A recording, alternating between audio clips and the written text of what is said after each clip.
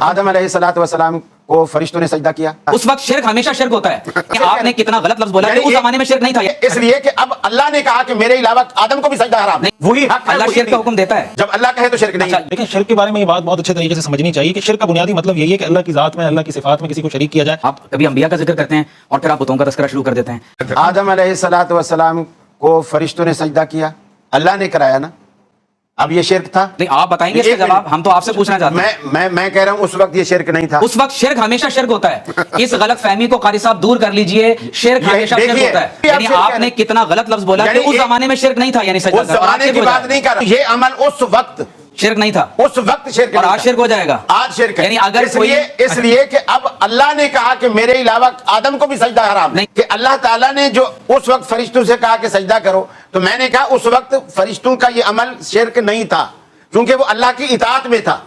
اب اگر کوئی کرے گا تو اللہ کی نافرمانی میں ہے. سجدہ کرنا شرک ہے یا نہیں ہے؟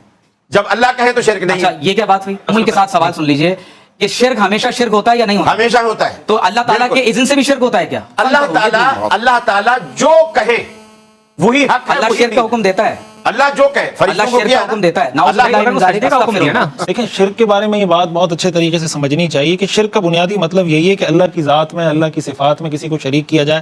مثال کے طور پر ما فوق الاسباب, کوئی بھی امداد اگر آپ اللہ, ایک تو ہے نا مثال کے طور پر کوئی آدمی آپ کے سامنے کھڑا ہے, اس کو کہتے ہیں مجھے پانی پلا دیں, ٹھیک ہے, یہ آپ اس سے مدد مانگ رہے ہیں, لیکن یہ ایک سبب کے درجے میں, وہ آپ کے سامنے, آپ کو پتا ہے کوئی بھی آدمی ڈاکٹر ہے, وہ آپ کا علاج کرتا ہے, انجینئر نقشہ بناتا ہے, یہ سارے مسئلے مسائل لوگوں کے حل کر رہے ہوتے ہیں. ایک ہوتا ہے ما فوق الاسباب, کسی سے مدد مانگنا, کہ یہ کوئی, اس کے پاس کوئی اتھارٹی ہے, اس کے پاس کوئی اختیار ہے کہ یہ مجھے رزق دے سکتا ہے, اولاد دے سکتا ہے. قرآن کریم میں اللہ تعالیٰ نے رسول اللہ صلی اللہ علیہ وسلم کو فرمایا کہ اے پیغمبر آپ کہہ دیجئے لا املک لنفسی ضرا ولا نفع, آپ ان کو کہہ دیجئے کہ میں اپنے نفع نقصان کا مالک بھی نہیں ہوں. اور ایک آیت میں اللہ نے فرمایا قل لا املک لکم ضرا ولا رشدا, اے پیغمبر آپ ان سے کہہ دیجئے کہ میں تمہارے لیے کسی نفع نقصان کا مالک نہیں ہوں. اب ما فوق الاسباب جب اللہ کے علاوہ کسی سے مدد مانگی جاتی ہے, جو ہم سورہ فاتحہ میں پڑھتے ہیں ایاک نعبد و ایاک نستعین, اس کا کیا ترجمہ ہے؟ اس کا ترجمہ یہ نہیں ہے کہ ہم تیری عبادت کرتے ہیں اور تجھ سے مدد مانگتے ہیں. اس کا ترجمہ یہ ہے کہ ہم تیری ہی عبادت کرتے ہیں, ہم صرف تیری عبادت کرتے ہیں اور صرف تجھ سے مدد مانگتے ہیں. تو مدد مانگنے کا تو اسی ذیل میں ہوتا ہے. میں نے یہی عرض کیا کہ اسباب ایجنٹ تو کوئی بھی نہیں سمجھ رہا ہوتا کسی بھی انسان کو, بس وہ ڈیپینڈ کرتا ہے. بعض لوگ ایسے ہیں, ظاہر ہے میں نے عرض کیا نا کہ اس زمانے میں جو مشرکین تھے وہ کیا کہتے تھے, وہ یہ کہتے تھے کہ اللہ تعالیٰ نے ان بتوں کو اختیارات دیے ہیں, اور ایسے اختیارات ہیں کہ ہم ان کی عبادت کریں گے, پھر یہ ہمیں اللہ کی بارگاہ میں ہماری سفارش کریں گے. اس میں ایک میں گزارش کروں گا کہ آپ اصل میں نا دو آیتوں کو جوڑ رہے ہیں. آپ کبھی انبیاء کا ذکر کرتے ہیں اور پھر آپ بتوں کا تذکرہ شروع کر دیتے ہیں.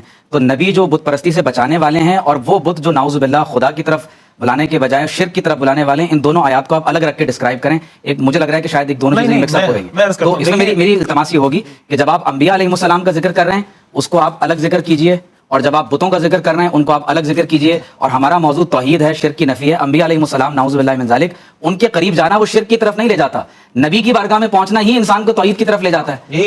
انبیاء والی آیات کو الگ کر دیں اور شرک اور بتوں والی آیت کو الگ کر دیں, تاکہ ہمارے لیے بھی آسانی ہو جائے گفتگو کرنے میں. میں یہی عرض کر رہا ہوں, دیکھیں انبیاء تو ظاہر ہے کہ دنیا میں آتے اس لیے کہ لوگوں کو شرک سے بچائیں, لیکن دنیا میں ایسے لوگ موجود ہیں جنہوں نے حضرت عیسیٰ علیہ السلام کو خدا مانا یا نہیں مانا, اور وہ حضرت عیسیٰ علیہ السلام سے محبت کا دعویٰ کرتے ہیں یا نہیں کرتے. تو حضرت عیسیٰ علیہ السلام نے تو شرک سے روکا تھا. قرآن کریم میں آتا ہے نا قیامت کے دن اللہ حضرت عیسیٰ علیہ السلام سے پوچھیں گے کہ بھائی کیا تم نے ان کو حکم دیا تھا شرک کا؟ تو حضرت عیسیٰ علیہ السلام فرمائیں گے کہ آپ اپنے بندوں کو زیادہ جانتے ہیں, میں نے تو ان کو شرک کا حکم نہیں دیا.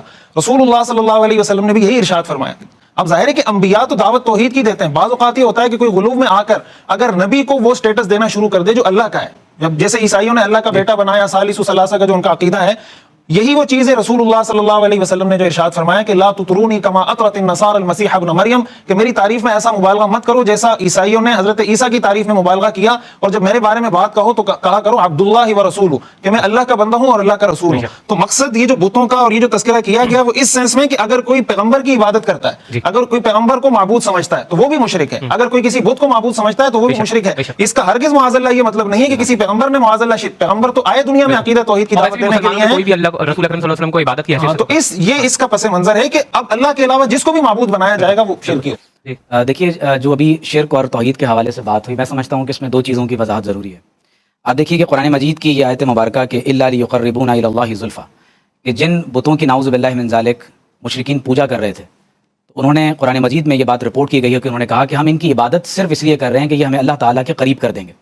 تو اس کانٹیکسٹ میں جب ہم قرآن مجید کی یہ آیات مقدسہ جن میں نبی کریم صلی اللہ علیہ وآلہ وسلم کے بارے میں بھی اللہ تعالیٰ کا یہ فرمان کہ قل لا املک لنفسی نفعا ولا ضرا الا ما شاء اللہ, تو کائنات میں کوئی چیز ایسی نہیں ہے کہ جس کا انسان از خود مالک ہو جائے. کائنات کا کوئی فرد کسی کو ذاتی حیثیت میں نہ نفع پہنچا سکتا ہے اور نہ نقصان پہنچا سکتا ہے الا ماشاء اللہ. لیکن جب اللہ تبارک و تعالیٰ کا اذن ہو جاتا ہے تو پھر یقینی طور پر بندے ایک دوسرے کو نفع پہنچاتے ہیں. اس لیے قرآن مجید میں کہا گیا وَأَمَّا مَا يَنْفَعُ النَّاسَ فَيَمْكُثُ فِي الْأَرْضِ, کہ جو لوگوں کو نفع دیتا ہے, جو چیز لوگوں کے لیے نفع بخش ہوتی ہے وہ زمین میں قائم رہتی ہے. خیر الناس من ينفع الناس, تو ظاہر ہے کہ کائنات میں کوئی بھی شخص, جیسے میں بھی گفتگو کر رہا ہوں تو میں اس کا مالک نہیں ہوں, یہ قوت مجھے اللہ تبارک و تعالیٰ نے عطا فرمائی ہے.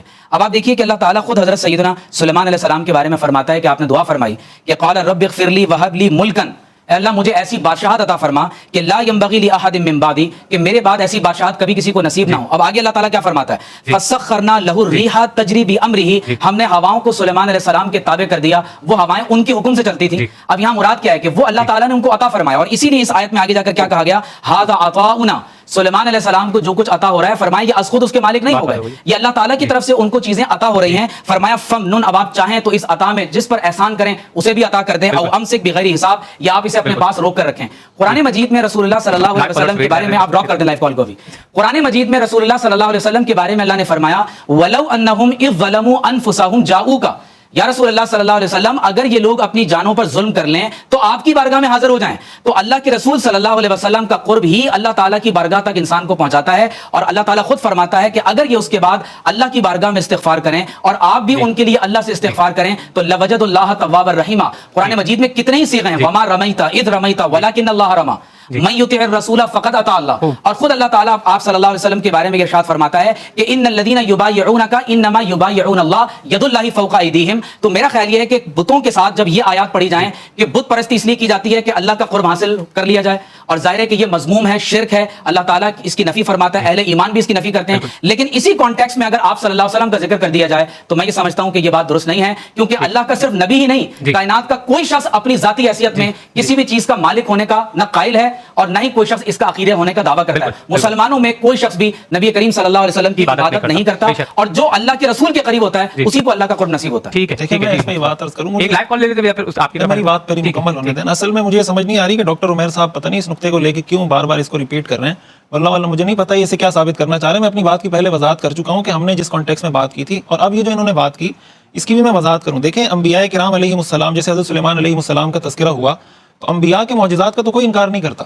انبیاء کے معجزات کا ذکر حضرت موسیٰ علیہ السلام کا معجزہ, حضرت ابراہیم علیہ السلام کا, حضرت سلیمان علیہ, خود حضور علیہ السلام کے کئی معجزات ہیں. شق قمر کا معجزہ اور قرآن کریم خود ہی معجزہ ہے, کئی معجزات کا صحیح حدیث کے اندر تذکرہ موجود ہے. تو معجزات کا اس پہ پہلے بھی بات ہوئی تھی کہ معجزات کا تو انکار کیا ہی نہیں جا سکتا. معجزات کا انکار قرآن کا انکار ہے, کرامات کا انکار قرآن کا انکار ہے. اصل بات سمجھنے کی یہ ہے, اگر کوئی آدمی مثال کے طور پر یہ عقیدہ رکھتا ہے, اصل سمجھنے کی بات یہ ہے کہ کوئی کسی نبی کے بارے میں, کسی ولی کے بارے میں, اللہ کے کسی نیک بندے کے بارے میں یہ عقیدہ رکھتا ہے کہ اللہ نے اس ولی کو, اس نبی کو یہ اختیار دے دیا ہے کہ اب یہ جس کو اولاد دینا چاہے